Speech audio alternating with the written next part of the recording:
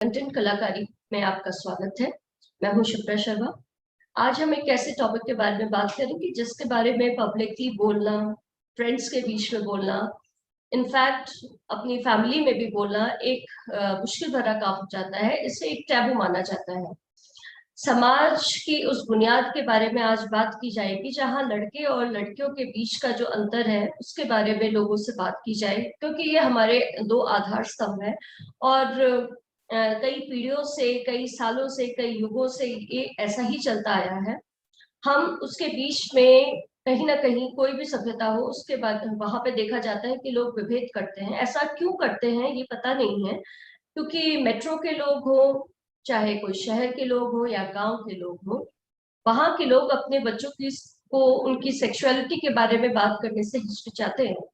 उन्हें एक दूसरे के सेक्स के बारे में बताना हमारी जिम्मेदारी है, हम बड़ों की जिम्मेदारी है।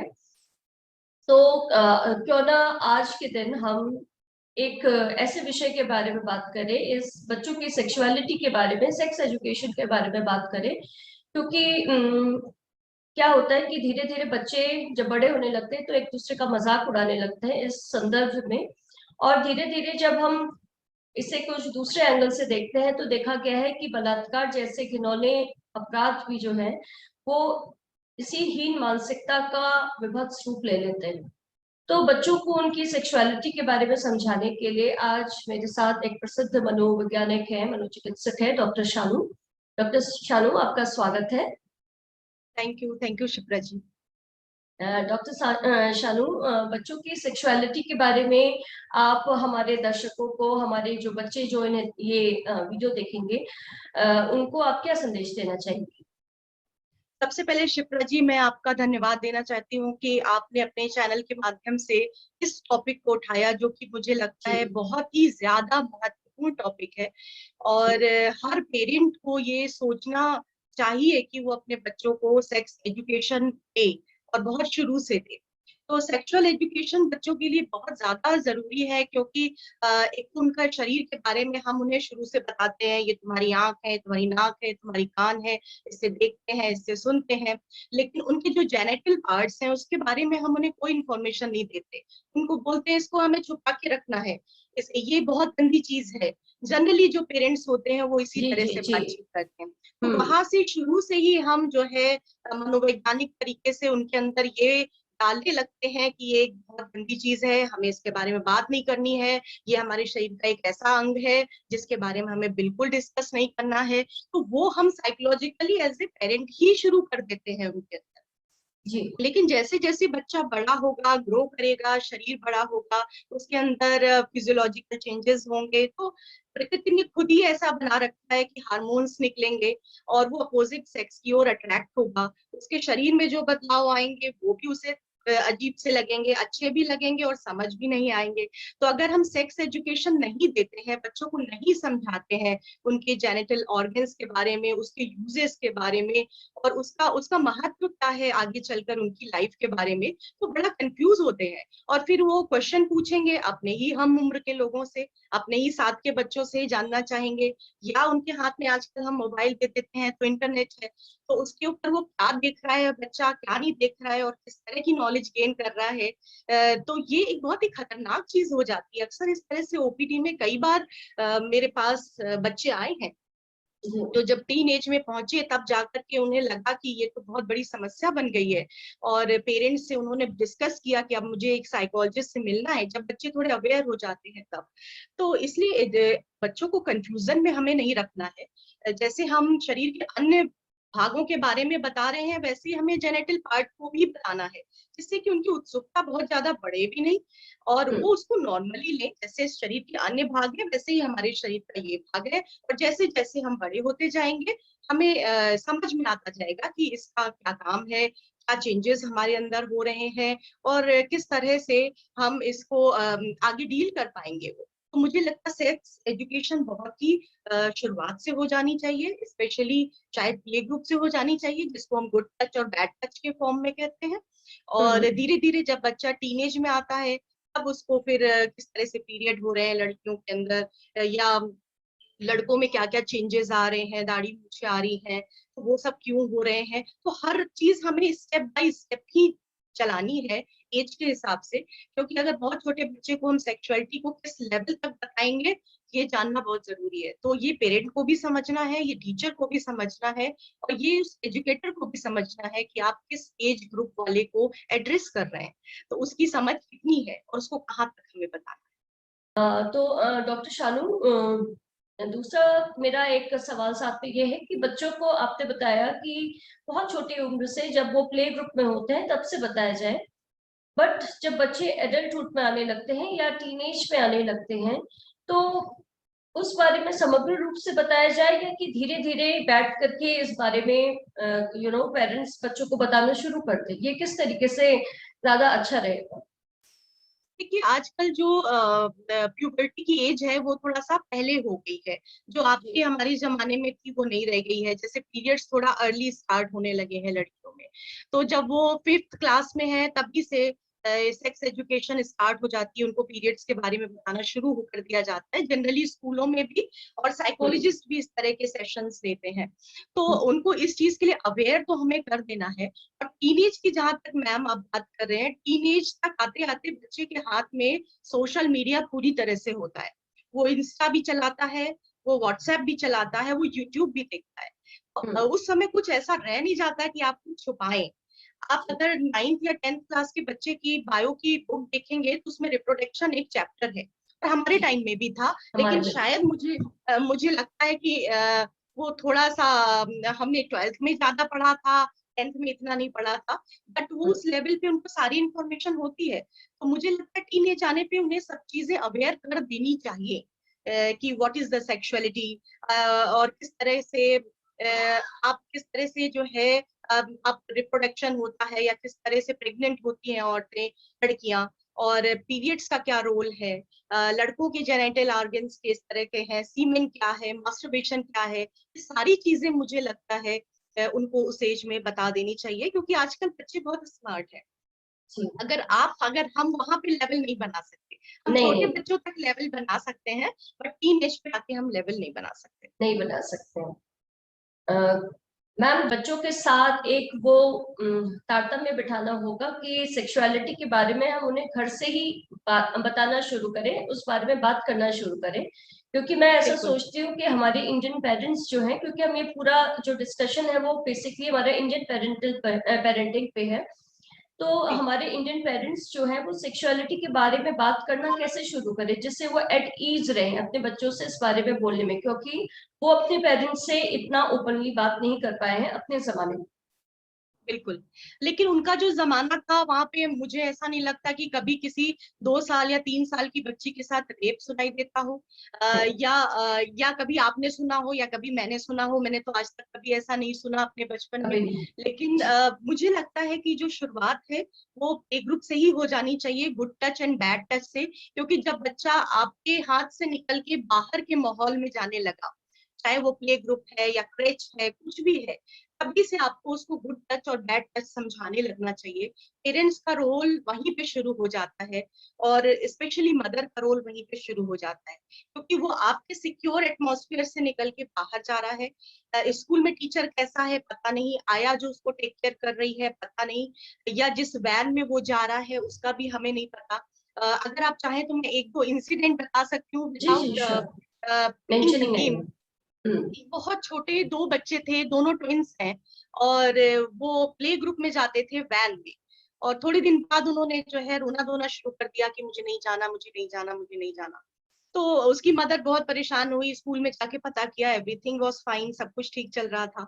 पता चला जो वैन का ड्राइवर है वो, आप सोचिए कि 3.5 साल से भी कम उम्र का बच्चा था, उन दोनों बच्चों को परेशान करता था, उसको अजीब अजीब ढंग से टच करता था। तो बच्चा आपको खुद ही बता देगा कि मुझे क्या प्रॉब्लम हो रही है, बट पेरेंट्स को अवेयर रहने की जरूरत है। तो पेरेंट्स तभी अवेयर रहेंगे जब उन्हें खुद पता होगा, जब वो खुद ओपन होंगे। आजकल जो हमारा समाज जिस डायरेक्शन में जा रहा है, मुझे लगता है पेरेंट्स को बहुत ज्यादा फ्रेंडली होने की जरूरत है अपने बच्चों के साथ, बहुत ओपन होने की जरूरत है, और बहुत शुरू से ही इस बारे में बात करने की जरूरत है। शुरू में आप गुड टच बैड टच ये सारी चीजें बात बताएं उसको, और टाइम टाइम पे उनसे पूछते भी रहें, हर 2 महीने 3 महीने बाद कि कभी तुम्हें इस तरह की कोई प्रॉब्लम तो नहीं हुई, कभी तुम्हें ऐसा तो नहीं लगा कि किसी ने ऐसे छुआ जो तुम्हें बुरा लगा हो। तो ये भी पेरेंट की जिम्मेदारी है, ये नहीं कि आपने बताया और खत्म कर दिया। आपको बीच बीच में उसको देखते भी रहना है, बच्चे को चेक भी करते रहना है, क्योंकि बच्चे हिम्मत नहीं कर पाते ये चीज बताने के लिए। वो जी आपको ही आपको ही जानना है, आपको ही जागरूक रहना है एज ए पेरेंट। फिर जब उनकी एज आपको लगने लगे कि अब आ रही है पीरियड्स वाली, तो आप पीरियड्स के बारे में भी इंफॉर्मेशन दीजिए। छोटे छोटे बहुत अच्छे यूट्यूब पे ही वीडियोस हैं इंफॉर्मेटिव, जो कि आप कार्टून के माध्यम से उनको इंफॉर्मेशन दे सकते हैं। पीरियड क्या है, क्यों है, और अपने को भी सामने रख के बताइए कि मुझे भी ऐसे शुरू हुआ, इस एज में हुआ, ऐसा हुआ, वैसा हुआ। तो जब हम चीजों को जितना कंफर्टेबल बनाएंगे, बच्चों को लगेगा कि अरे ये सिर्फ मेरे साथ ही नहीं है, मेरी मम्मी भी इस चीज से गुजरी है। और अब नानी ने ये इन्फॉर्मेशन नहीं दी, क्योंकि नानी को इतना नहीं पता था, लेकिन मम्मी के साथ मैं कंफर्टेबल हूँ। तो हमें बच्चों को शुरू से ही एजुकेशन देनी है, और हर पेरेंट को देनी है। इसके इसलिए साथ ये मुझे नहीं सिर्फ लगता एक कोई एज पार होनी चाहिए। जी। जी ये सिर्फ एक पीरियड का मसला नहीं है कि वो लड़कियों को बताए, साथ में मुझे लगता है कि घर में रह करके माएं अब थोड़ा सा खुलें, या जो फादर्स है वो खुले और अपने बॉयज को भी बताएं कि इस तरह की सिचुएशन बिल्कुल में बताएं। जी बिल्कुल लड़कों बताएं। को कैसे इंटरेक्ट करना चाहिए, और अगर कोई लड़की इस सिचुएशन से डर रही है या घबरा रही है या अपने को किसी तरीके से छुपा रही है, तो उसको ये एक बहुत नॉर्मल बॉडी का फंक्शन समझ करके दरकिनार करना चाहिए। इसको लेकर के कोई हंसी मजाक नहीं होना चाहिए।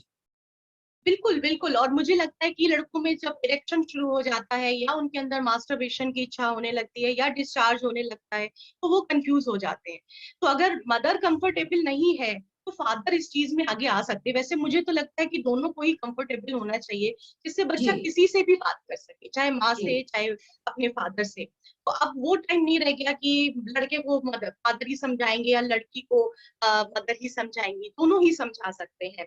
तो मैंने अपने घर में इस तरह का माहौल क्रिएट किया है कि मैं और मेरे हस्बैंड के सामने मेरी डॉटर हर चीज पे बात कर सकती है, क्योंकि उसको हमने शुरू से ही इसको बड़ा ही कॉमन बना के रखा है कि जी कोई बहुत बड़ी चीज नहीं है, ये कोई ऐसा हवा नहीं है कि हमें छुपा के रखना है, इसके बारे में हमें बात नहीं करनी। वी आर पेरेंट्स, हम तुम्हारी टेक केयर कर रहे हैं, हम तुम्हें सही डायरेक्शन दे सकते हैं। तो आपकी जो भी प्रॉब्लम है, आप मेरे से आके बात कर सकते हो। कभी मैं अवेलेबल नहीं हूँ, तो मेरे आपके अपने फादर से बात कर सकते हो। तो ये माहौल तो हमें लगता है हर पेरेंट को क्रिएट करने का समय आ चुका है, और जी ये बहुत जरूरी है। और जब तक सेक्स एजुकेशन नहीं होगा, सही से नॉलेज नहीं होगी, हम बहुत चीजें सेक्सुअल अब्यूज रोक ही नहीं पाएंगे अपनी सोसाइटी में, क्योंकि बच्चे अवेयर ही नहीं होते।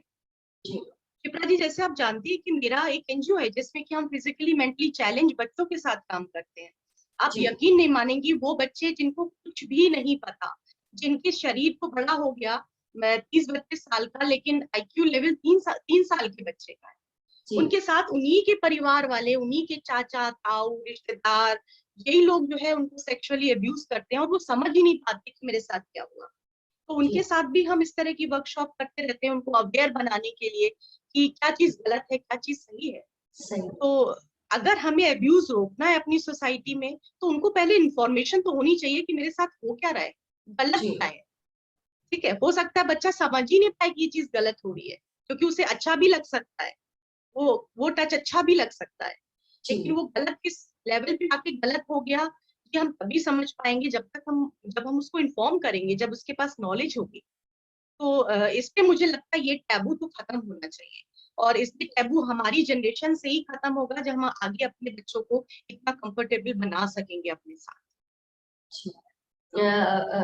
मैम 2018 में एक ऐसा प्रस्ताव लाया गया था कि स्कूल में बच्चों को सेक्सुअलिटी के बारे में जागरूक किया जाए और उस जी बारे जी। में एजुकेशन लाया जाए, बच्चों को एजुकेट किया जाए। पर कई सारे स्टेट्स ने, उनके मिनिस्टर्स ने इसके विरुद्ध अपनी आवाज उठाई और इसे बैन करने की बात कही, क्योंकि इसे इंडियन वैल्यूज के अगेंस्ट माना गया। अगर मैं इसे थोड़ा सा सांस्कृतिक रूप दूं तो बहुत खुले में हम कहते हैं कि असम में एक कामाख्या मंदिर है, जहाँ पे हम्म। जो देवी है उनको ही इस तरीके से जब वो पीरियड्स की तरफ होती है तो उन्हें मतलब पूजा जाता है उस दौरान। तो हम्म। जब हम इस तरह की बात करते हैं और जब हम देखते हैं कि हमारे इंडियन शास्त्रास में कामसूत्र जैसी किताबें लिखी गई हैं, तो बचपन से ही बच्चों को इस संबंध में क्लैरिटी क्यों नहीं मिलनी चाहिए? आप बिल्कुल ठीक कह रही हैं। अगर हम पुराना अपना देखें इतिहास, तो भारत देश काफी ज्यादा आगे था इन सारी चीजों में, बल्कि कामा सूत्र ले जाके विदेशों में लोगों ने सीखा है, उस जी, चीजों का अध्ययन किया है। वो सब अध्ययन करके उन्होंने बहुत सारी और टेक्निक्स या कुछ और चीजें डेवलप करी हैं। लेकिन हमारे ही समाज में हमने उस चीज को एकदम दबा दिया है। अगर बहुत ज्यादा मैं हिस्ट्री में नहीं जाना चाहती, लेकिन एज ए मनोवैज्ञानिक मैं जरूर कहूंगी कि जब हम शुरू से इतने ओपन थे, सारी चीजों के बारे में बात करते थे, तो आज भी ये वक्त की शायद पुकार है कि हमें इतना ओपन होना पड़ेगा अपने बच्चों के साथ। और सेक्सुअलिटी को हमें टैबू नहीं बनाना है, वो हमारे शरीर का एक पार्ट है। जिस तरह से शरीर की भूख है, जिस तरह से हमारे पेट की भूख है, इसी तरह से हमारे शरीर का ये बहुत ही important, I think so, it's a function. जैसे भूख है वैसे ही शरीर की भूख है। तो सारी जी। चीजें जो है वो एक साथ। मैम, डॉग बार्किंग आ रही है आपकी, उसमें आ रही होगी कोई मेरे ख्याल बात से। नहीं, कोई बात नहीं, मेरे भी घर में मैंने इसको बंद कर रखा है। वो बाहर बंद है इसलिए ऐसे कर रहा हाँ है। हाँ, कोई नहीं, कोई तो बात इसको जो है, जी, तो इसलिए हमें ये नहीं सोचना है कि धर्म के नाम पे हम इसको बंद कर दें या राजनीति के नाम पे इसको बंद कर दें। ये तो हमारे शरीर का एक पार्ट है। और ये अगर इंफॉर्मेशन अगर हम नहीं देंगे तो सेक्सुअल अब्यूज बढ़ते जाएंगे, बच्चे अनअवेयर रहेंगे, गलत डायरेक्शन में जा सकते हैं, गलत जगह से इंफॉर्मेशन ले सकते हैं। और बहुत सारी ऐसी विकृतियां समाज में और बढ़ जाएंगी जिनको कि हम रोक सकते हैं और बहुत आसानी से रोक सकते हैं। लेकिन शुरुआत हमेशा हमें अपने घर से ही करनी पड़ेगी उसको रोकने की।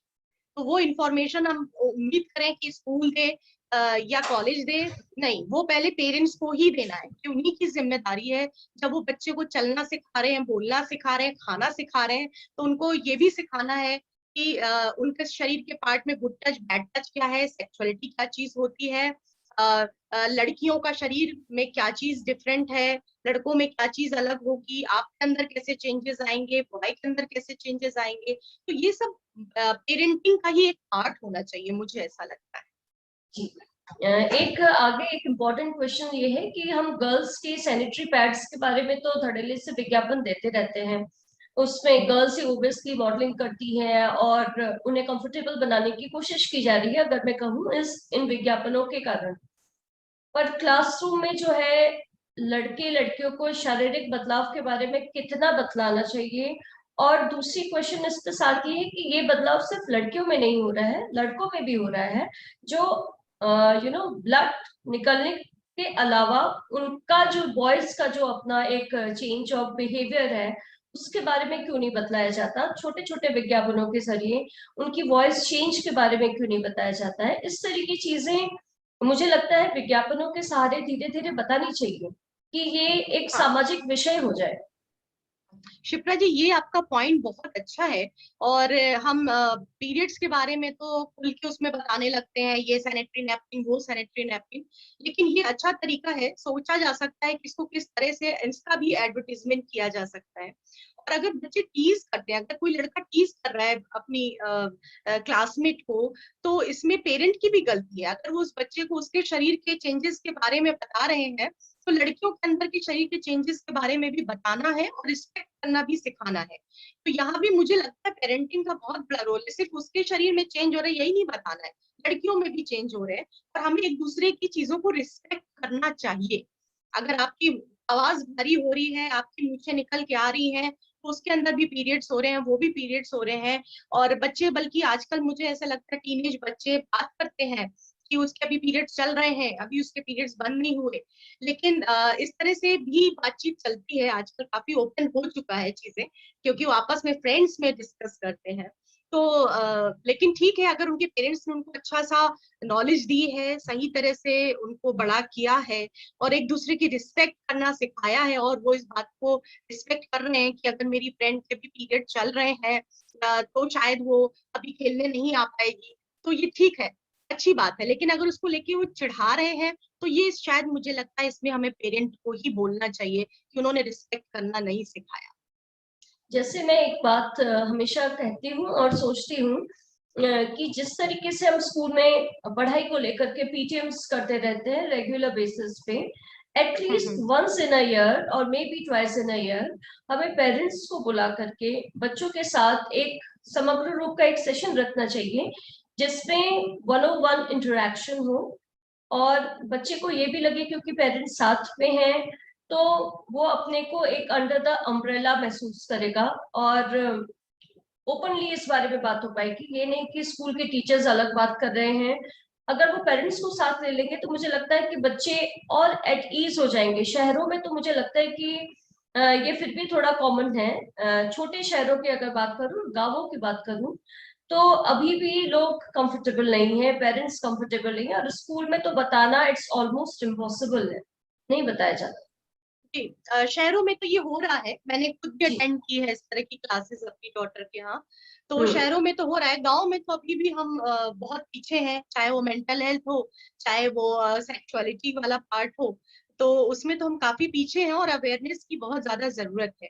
तो अवेयरनेस किस तरह से क्रिएट की जा सकती है, ये मुझे लगता है कि सामाजिक संगठनों को भी सोचना चाहिए और हमें दूरदर्शन या चैनल के माध्यम से या सोशल मीडिया पे इस चीज को काफी उभार के लाना चाहिए। जैसे कि आप अपने चैनल के माध्यम से एपिसोड कर रही हैं, जो कहाँ कहाँ तक पहुंचेगा मुझे मालूम नहीं, लेकिन जहां भी जी। पहुंचेगा शायद किसी के अंदर एक थोड़ा सा चेंज ला सके।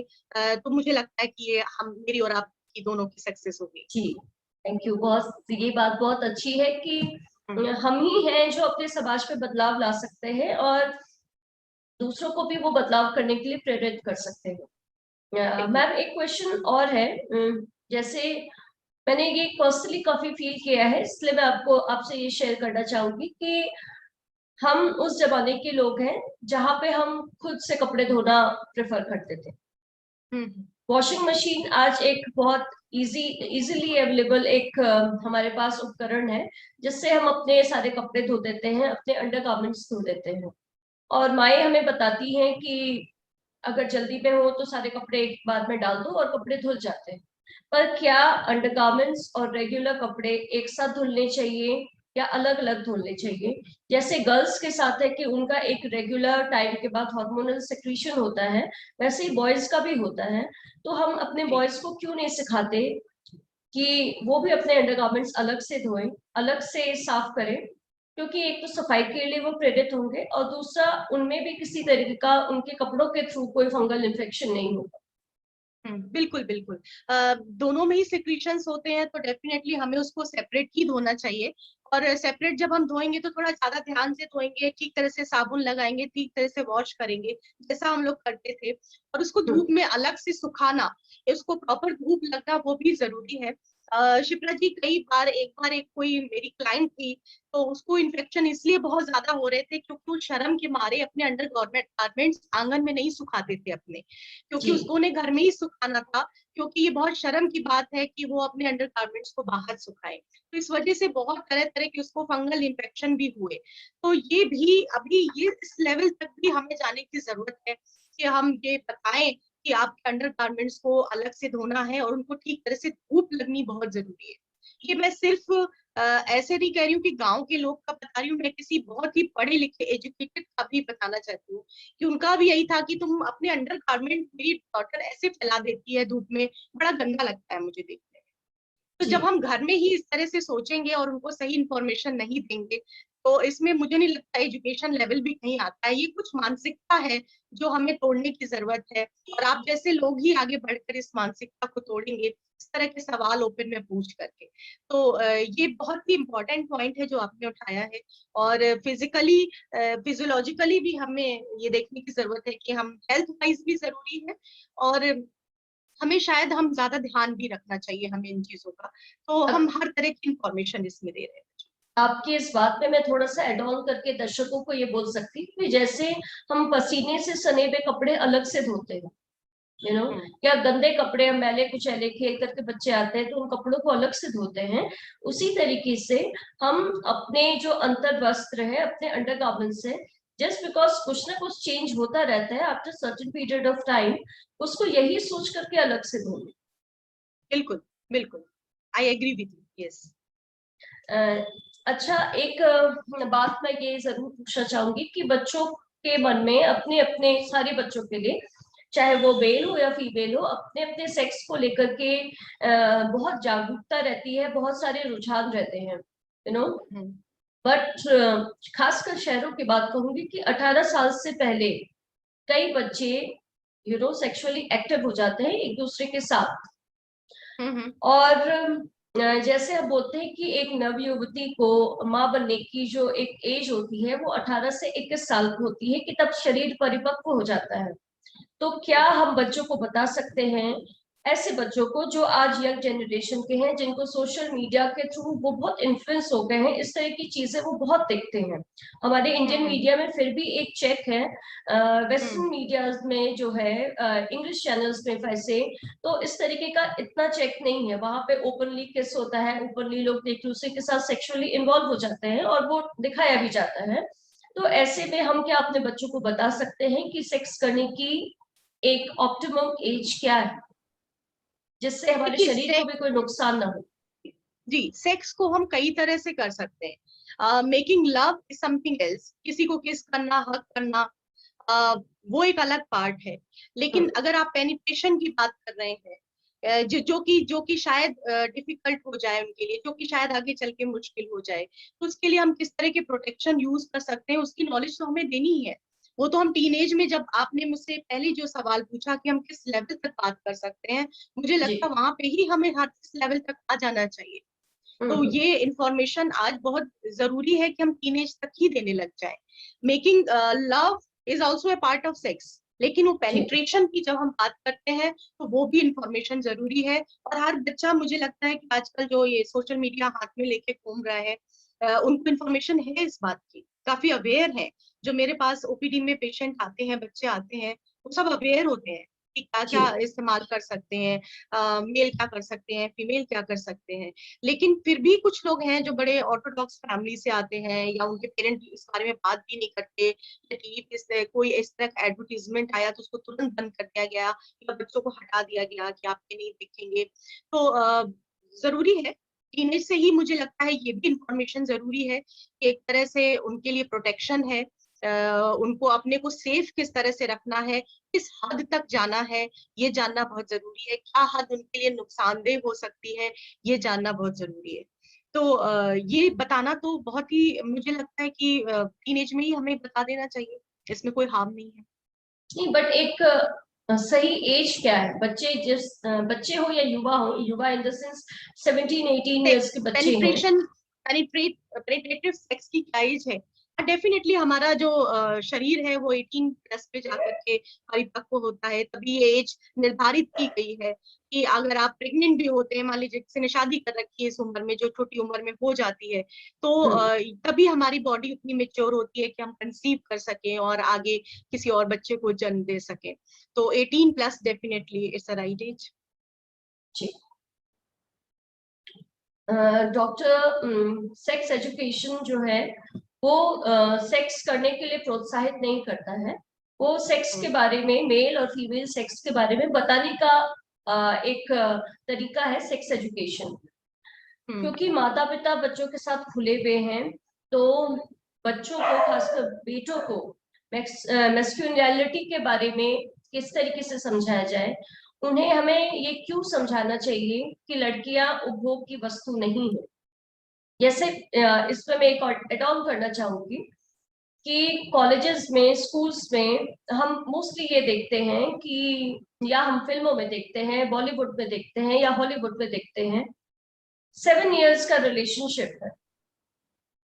उसके बाद आप बोलते हैं कि हमें 7 साल के रिलेशनशिप के बाद ये समझ आए कि we are not fit for each other. उसमें आप एक मेंटली एक दूसरे के साथ जुड़ते हैं, फिजिकली जुड़ते हैं, इमोशनली जुड़ते हैं। तो सिर्फ बॉयज के लिए ही नहीं, गर्ल्स के लिए भी मैं ये बात कहना चाहूंगी कि पुरुष हो या स्त्री हो, वो एक दूसरे के लिए सिर्फ उपभोग की वस्तु नहीं है। हमें उन्हें घर में बैठ करके ये क्यों और किस तरीके से समझाना चाहिए, क्योंकि म्यूचुअल रिस्पेक्ट की बात है यहाँ। देखिए, मुझे लगता है जब पेरेंट्स एक दूसरे की रिस्पेक्ट करते होंगे, जहाँ बच्चा जिस एटमॉस्फेयर में पला बड़ा है, और वो देख रहा है कि मम्मी पापा भी एक दूसरे की रिस्पेक्ट कर रहे हैं, तो वो घर से ही सीखना शुरू कर देता है कि इसमें कोई जेंडर वाला इशू नहीं है, there is no gender point. Father भी मदर की रिस्पेक्ट कर रहा है, मदर भी फादर की रिस्पेक्ट कर रहे हैं। तो और जब हम एजुकेशन दे रहे हैं, सेक्स एजुकेशन दे रहे हैं, जो अभी हम इतना सब कुछ डिस्कस कर रहे थे, तो उसमें एक दूसरे की रिस्पेक्ट करना भी एक पार्ट होना चाहिए, वो भी हमारी एजुकेशन का एक पार्ट होना चाहिए। तो अगर हम इन सारी चीजों को लेकर आगे चलेंगे तो मुझे नहीं लगता कि कभी इस तरह का इशू आएगा। लेकिन अभी जो आपने एक एग्जाम्पल दिया कि 7 साल के रिलेशनशिप के बाद फिर उन्हें लगा कि हम परफेक्ट नहीं हैं एक दूसरे के लिए, ऐसे बड़े सारे लोग हैं जो ओपीडी में आते रहते हैं। क्योंकि जब आप 7 साल का रिलेशनशिप जो काउंट कर रहे हैं, उसमें आप 1 घंटा मिलते हैं किसी रेस्टोरेंट में, आप 1 घंटा मिले किसी बार में, आप 1 घंटा मिले किसी पार्क में, वहां आप अपने आप को प्रोजेक्ट करते हैं बहुत अच्छा इंसान, आप पूरी अच्छे से ड्रेस आपको करके और जिससे मिलने जा रहे हैं उससे अच्छी ही बातें करेंगे। लेकिन रियलिटी तब सामने आती है जब आप शायद साथ रहने लगते हैं, तब एक दूसरे की जो निगेटिव पार्ट्स हैं वो हम हाइड नहीं कर पाते, साइकोलॉजिकली हम उस समय हाइड नहीं कर पाते।